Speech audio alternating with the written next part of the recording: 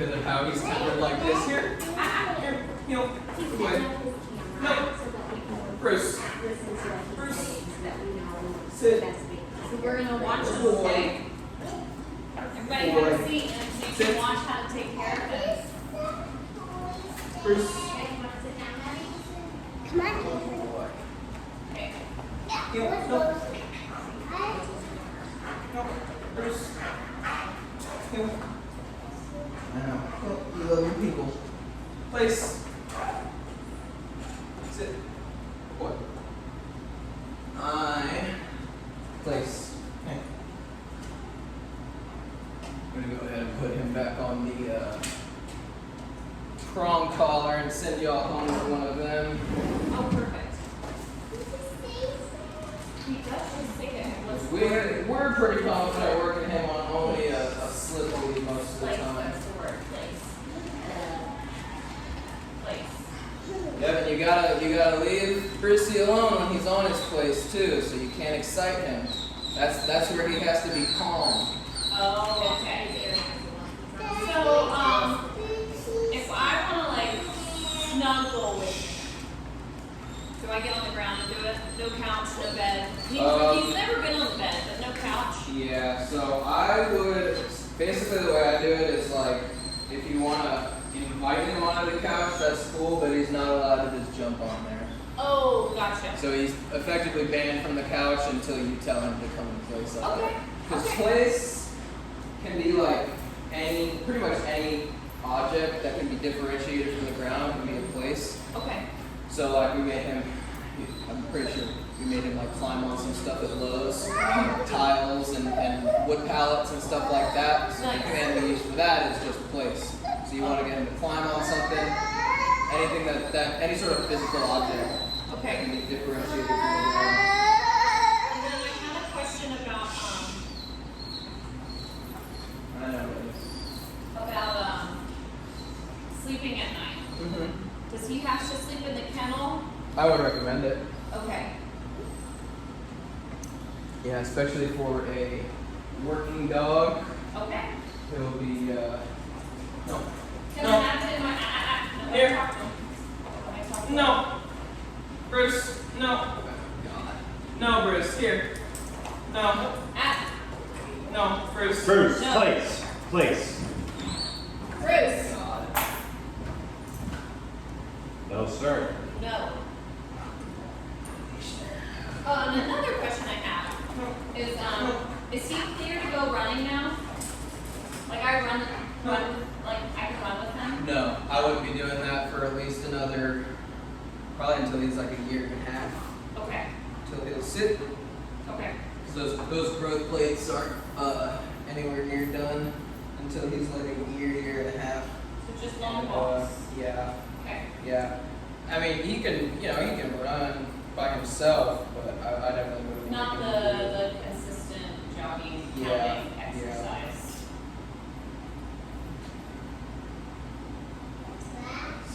It's a collar that helps him. So this will be a lot more sensitive than the slip leash. And basically sit.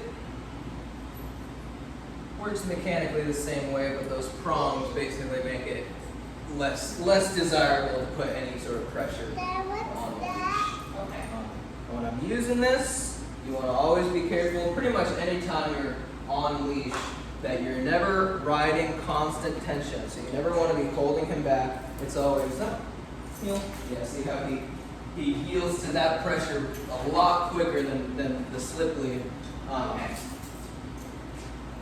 Good boy.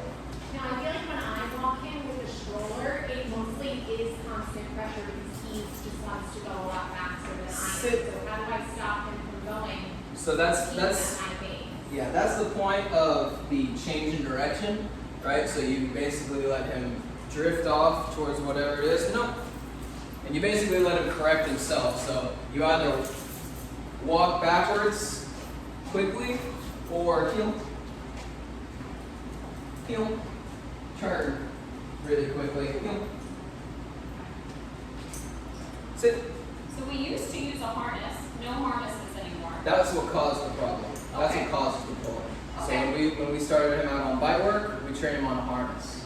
Oh, okay. So any sort of constant pressure, any pressure that's basically not going to make him want to turn his head and yield to it pretty much immediately is going to activate opposition reflex. And that's just the, you know, Good boy. see how if I push on him, he's gonna lock his legs up. That's opposition reflex, right? Oh, okay. So any sort of pressure that you put on pretty much any area other than right here up on the neck in the proper way is gonna make him just resist that force. Okay. You know, good boy. And so he's been super heavily reinforced with food to stay in this position. So I'm never basically strong arming him into that position. He's doing it completely willingly. So Very sit. good. Sit. Good boy. So those checks are pretty much just reminders for him to pay attention. Now this is where he should always be. You should basically be able to do a complete sharp 180 with him. That's better. Good boy. Sit. And I would recommend that one of y'all primarily work him for his food, for his meals, at least once a day. And then you on my surgery day. Yeah. Okay. And now, And I would, I might get yourself a glove, Okay. a nice durable rubber glove to feed him with. okay.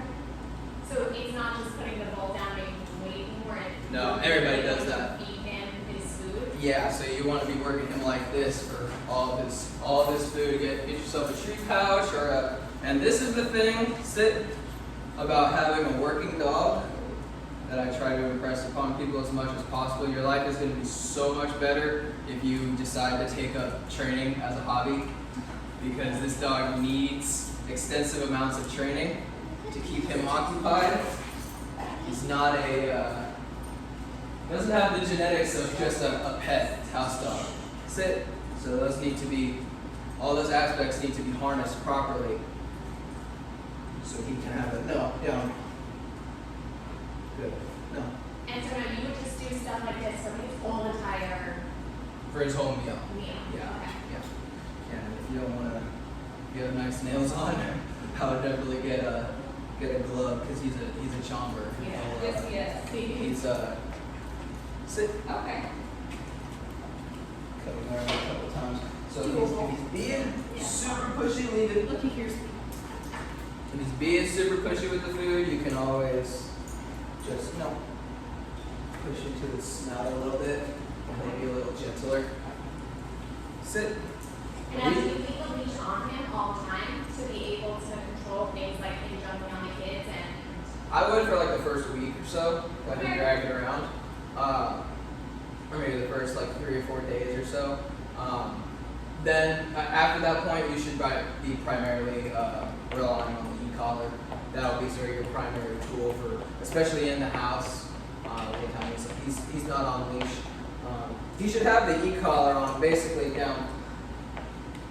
all day. Anytime anybody's with him, he should have that e-collar on. He's gonna be up in the kennel, or if y'all are gonna leave the house or something, you take it off him. Or if you're gonna board him somewhere, definitely don't give that to them. But we also do board for our clients. If y'all are ever going out of town. Yeah, that's great. That's much better option. No, here. For the dog. Here. Good. and if he's jumping on the kids or somebody coming in the house, you just want to direct him to his place.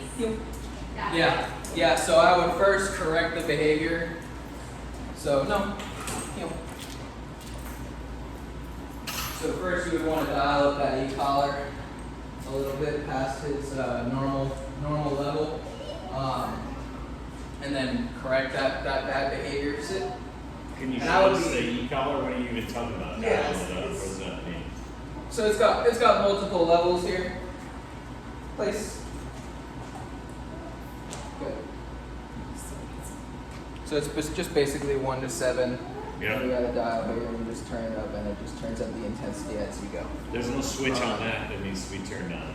Yeah, there is. It's just on off. It's just a Okay. button to turn it on and off. And then But you suggest leaving that on him for a while, for a couple months, probably. 10 to 12 hours a day, so it needs to come off every day because it'll screw up his neck, especially with his short Adobe fur.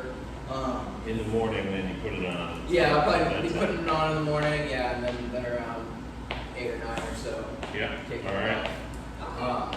And so you always have this sort of method of correction and control around basically everything in the house. And there's a vibrate and a shock, yeah? There's no vibrate, there's a tone. Actually, there is a vibrate, I think. Well, what do you guys do? We don't really use yet. It'll vibrate on this lowest setting, the VT. Okay. Well, we usually just start off on 1. So the way we do it is you should be expecting him to execute every command that first time you ask for it. Sit, down, place, heel, all of these things. You should be doing it the first time. And then if he's either doesn't comply or he breaks the command that he's in, if he's been on place for half an hour and he decides to pop up, I would say no, and then I correct on the collar, and then I go back and I repeat whatever command it was that he was in. Right? Okay. So we're always doing that sequence very clearly, try to get that in your brain as clear as possible. Like always no, correction, and then repeat your command. Okay. Right? So you're always avoiding repeating your command without some sort of consequence. That's how we get that response to stay super quick and snappy on that first command. Right? Okay. Does that make sense? Yeah. Boy. And it also gives a lot of power to the word no. So even if you don't have the e-collar in your hand per se, or you haven't timed it right, you have it in your pocket or something like that.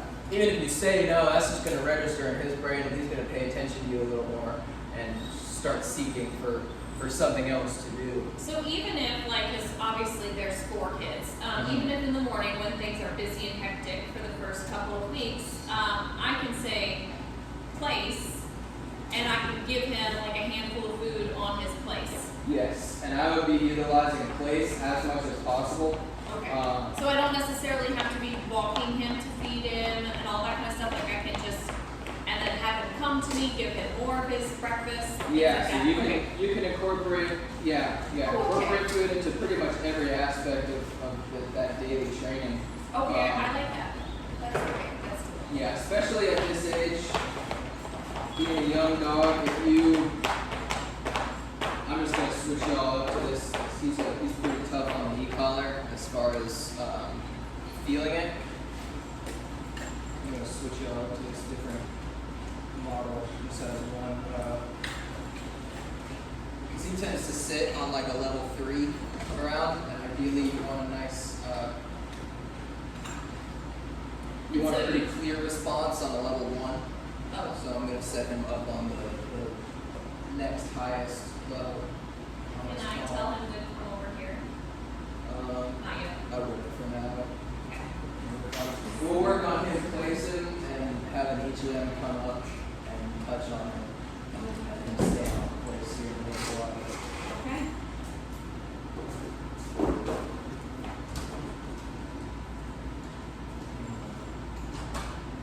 How is he with other dogs?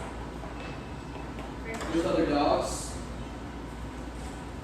How is he with other dogs? we have interactions with other dogs. We let them meet through the fence sometimes, but the risk is not worth it. Letting the client's dogs interact. But even when they like see each other, is he crazy barking, trying to pull to get to them, or If you let him, he probably would. He probably what do would you do go when he's interact. doing that to make him sit and stay? And No, I would just keep walking. Like if you're, are you saying like if you would be walking him and there's like a dog Yeah, like in the yeah. yard or something? Yeah, yeah. So if he decides to first, if he looks at it for too long, I would tell him to leave it. He should be head on your side, looking forward or looking up at you. So if he's staring for longer than like 3 seconds, I would tell him to leave it. And if he doesn't immediately turn his head, you give him a little check on the. okay, so now am I gonna mess up all of his training if I'm too busy watching the kids and I'm not watching him and I don't know how long he's just looking at that dog? Like, because realistically, depends. I'm not walking and just staring at him. He should be staring at me the whole time. He's said walks are not for him to sniff either.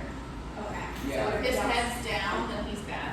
Okay. Yeah. Yeah. So basically, I'll get you working with him, and you're gonna be a lot more confident about this when you leave him. Do you guys have a list of the commands that you use for him? I do. I've got a whole little cheat sheet for you to put Oh, in your fridge. perfect. So,